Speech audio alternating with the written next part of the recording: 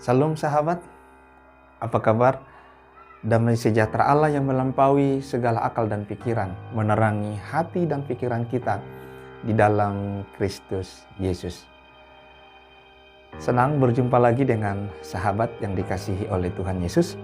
Dan kali ini tema kita adalah tekad yang membawa kepada keberhasilan. Sahabat, kali ini kita akan belajar dari kehidupan seorang Ezra yang berhasil di dalam menjalankan tugas yang tidak mudah, menjalankan tugas yang berat. Kita lihat di dalam Ezra pasal yang ke-7, ayat yang pertama, 7, dan ayat yang ke-8 saya baca. Kemudian daripada semuanya itu pada zaman pemerintahan Artasasta, Raja Negeri Persia, maka berangkatlah Ezra bin Seraya bin Azaria bin Hilkiah. Juga berangkat pulang ke Yerusalem beberapa rombongan orang Israel dan imam, orang Lewi, penyanyi, menunggu pintu gerbang, dan budak di bait Allah pada tahun ke-7 zaman Raja Artasasta. Lalu tibalah ia di Yerusalem pada bulan ke-5, yakni pada tahun ke-7 zaman raja itu. Sahabat yang dikasihi oleh Tuhan Yesus Kristus, ketika bangsa Israel ada di pembuangan Babel, maka Tuhan berkemurahan hati dengan menjamah hati raja yang memerintah pada waktu itu untuk membiarkan bangsa Israel kembali ke Yerusalem, meskipun dengan cara bertahap. Nah, di dalam kisah pembacaan kita ini, Ezra dia pulang bersama dengan rombongannya ke Yerusalem dengan satu tugas, dengan satu perintah raja, yaitu untuk memperbaiki rumah Tuhan dalam ibadah mereka, memperbaiki moral bangsa itu, memperbaiki spiritual bangsa itu. Alasan kenapa Tuhan membiarkan mereka terbuang, alasan Tuhan membiarkan mereka terbuang ke Babel, terbuang ke Asyur, tidak lain karena ketidaksetiaan mereka kepada Tuhan. Bangsa itu tidak lagi beribadah kepada Tuhan, sehingga Tuhan membiarkan mereka terbuang. Tuhan membiarkan mereka dibuang ke Asyur, dibuang ke Babel. Nah, pada kisah ini diceritakan Raja Artasasta mengizinkan Ezra dan rombongannya untuk kembali ke Yerusalem. Ketika Ezra kembali ke Yerusalem, keadaan moral dari bangsa Israel benar-benar hancur. Ada di dalam titik yang terendah. Kerohanian bangsa Israel benar-benar hancur. Ada di titik yang paling terendah. Sehingga perkara yang sulit, bukan perkara yang mudah bagi Ezra untuk mengembalikan kembali moral bangsa Israel yang sudah hancur, yang sudah morat-marit, untuk memperbaiki kerohanian mereka, untuk membawa mereka kembali sesuai dengan ketetapannya Tuhan, sesuai dengan keinginannya Tuhan, sesuai dengan perintahnya Tuhan. Itu bukan perkara yang mudah, itu bukan tugas yang mudah bagi seorang Ezra. Kita tahu bersama bahwa bangsa itu terkenal dengan bangsa yang keras hati, tegar tengkuk, keras kepala.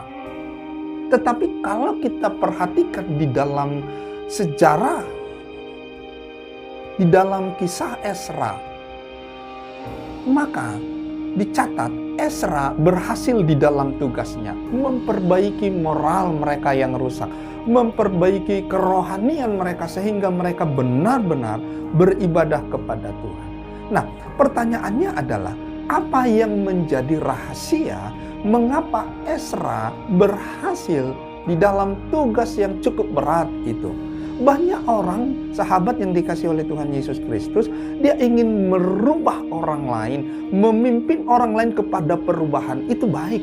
Banyak orang ingin mengubah kerohanian orang lain supaya lebih dekat kepada Tuhan, supaya lebih intim dengan Tuhan. Baik. Tetapi belum tentu berhasil. Apa rahasia? Kita belajar dari kehidupan Ezra. Rahasia Ezra sehingga dia berhasil di dalam tugasnya membawa bangsa Israel kembali kepada Tuhan. Oke, kita lihat ternyata kunci rahasia daripada Ezra adalah ayat yang ke-10. Ayat yang ke-10.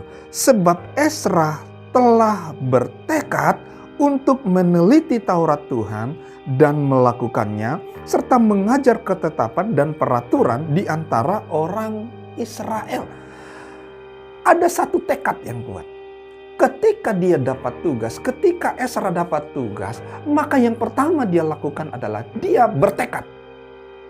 Ada satu tekad di dalam dirinya. Tekad itu suatu keinginan yang kuat. Dia harus lakukan itu. Dia harus kerjakan itu. Apapun resikonya, apapun yang terjadi, dia harus lakukan itu. Itu satu tekad. Dia punya tekad yang kuat. Sahabat, kita perhatikan di dalam ayat yang ke-10. Sebab Ezra telah bertekad untuk meneliti Taurat Tuhan. Ada satu tekad yang pertama, tekad daripada Ezra sehingga dia berhasil adalah dia punya tekad yang kuat untuk meneliti Taurat Tuhan. Untuk meneliti Taurat Tuhan. Sahabat yang dikasihi oleh Tuhan Yesus Kristus, ini tekad yang agak aneh. Kenapa? Tugas daripada Ezra adalah mengubah moral, mengubah spiritual mereka, memperbaiki kerohanian mereka yang hancur. Tugasnya. Tetapi Ezra tidak memikirkan strategi apa yang harus dia lakukan.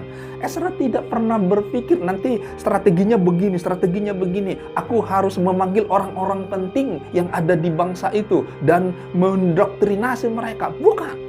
Dia mulai dari dirinya dulu. Ternyata untuk mengubah keadaan, untuk mengubah orang lain, mengubah tabiat orang lain yang salah, mengubah orang lain untuk lebih lagi dekat kepada Tuhan. Dimulai dari suatu tekad yang kita bangun di dalam diri kita, sama seperti Ezra punya tekad yang kuat di dalam diri.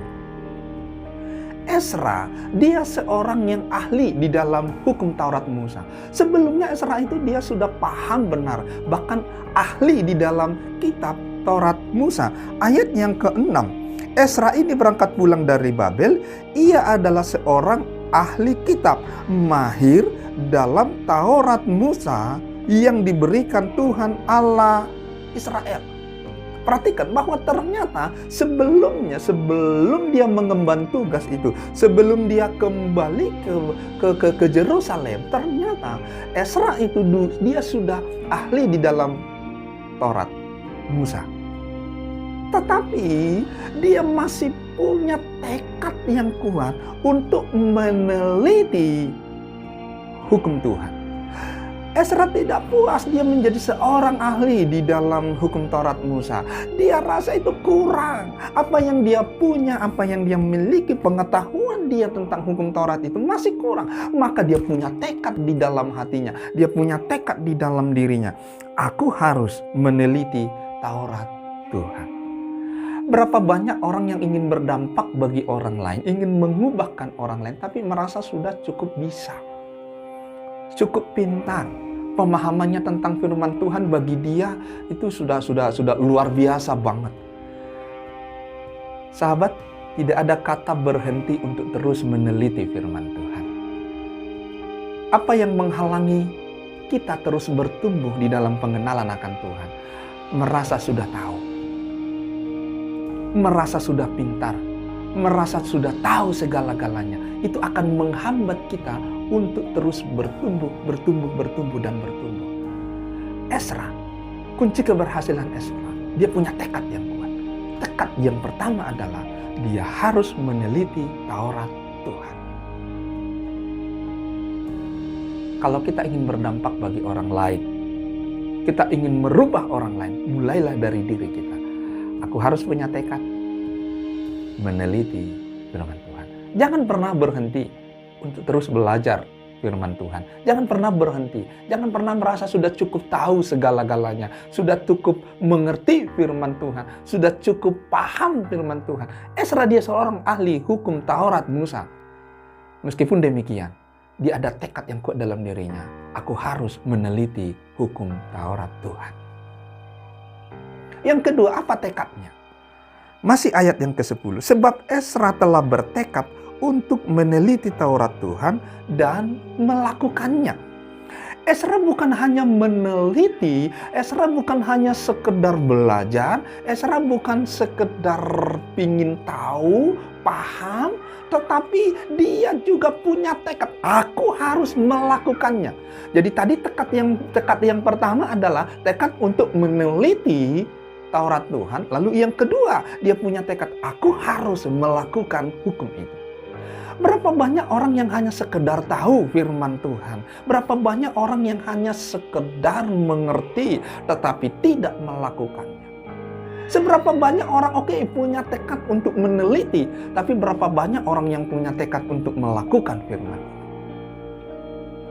Ezra, dia punya tekad meneliti, dia punya tekad untuk melakukannya. Alkitab selalu berbicara, berbahagialah orang yang mendengar serta melakukannya. Bukan hanya sekedar tahu, tetapi melakukannya. Ezra ini pemimpin yang luar biasa.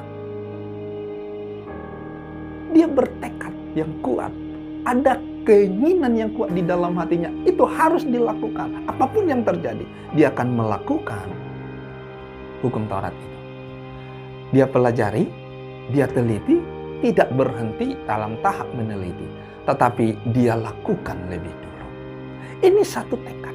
Berapa banyak orang yang dengar firman dalam ibadah minggu, dengar firman, belum lagi renungan-renungan di media, belum lagi secara pribadi dia membaca firman Tuhan, berdoa kepada Tuhan. Banyak media sekarang untuk kita dengar firman Tuhan, belajar meneliti firman Tuhan. Masalahnya, berapa banyak orang yang sudah dengar melakukannya? Jika hanya meneliti, kita tidak mau melakukan, kita tidak bisa mengubah apa-apa. Kita tidak bisa mempengaruhi orang lain untuk berubah. Kita tidak akan bisa berhasil di dalam tugas yang kita lakukan. Tekad Ezra yang kedua adalah melakukannya. Melakukan hukum Tuhan. Yang ketiga, apa tekadnya? Masih ayat yang ke-10. Sebab Ezra telah bertekad untuk meneliti Taurat Tuhan dan melakukannya, serta mengajarkan ketetapan dan peraturan di antara orang Israel. Tekad yang ketiga adalah dia mengajarkan kepada orang lain, mengajarkan kepada bangsa Israel. Jadi tekad Ezra yang pertama, dia bertekad untuk meneliti, lalu yang kedua dia bertekad untuk melakukan lebih dahulu, lalu yang ketiga dia bertekad untuk mengajarkan kepada orang lain. Sahabat yang dikasihi oleh Tuhan Yesus Kristus, untuk memulai sebuah perubahan harus dimulai dari diri kita. Meneliti, melakukan, mengajarkan. Ini tekad daripada Ezra. Berapa banyak orang yang sudah belajar firman merasa cukup untuk dirinya sendiri, tidak mau berbagi kepada orang lain. Sahabat, itu tidak akan mengubah apa-apa. Untuk kita bisa berhasil di dalam tugas kita, teliti firman Tuhan, lakukan firman itu, dan ajarkan kepada orang lain, sehingga orang lain juga menikmati kuasa firman itu. Lalu sahabat yang dikasihi oleh Tuhan Yesus Kristus, apa yang didapatkan, diterima keberhasilan daripada Ezra setelah dia bertekad belajar meneliti firman itu, melakukan dan mengajarkannya kepada orang lain? Kita lihat keberhasilan dia yang pertama adalah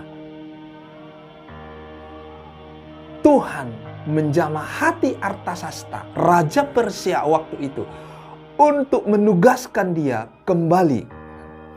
Kata ayat yang ke-10, sebab Ezra telah bertekad.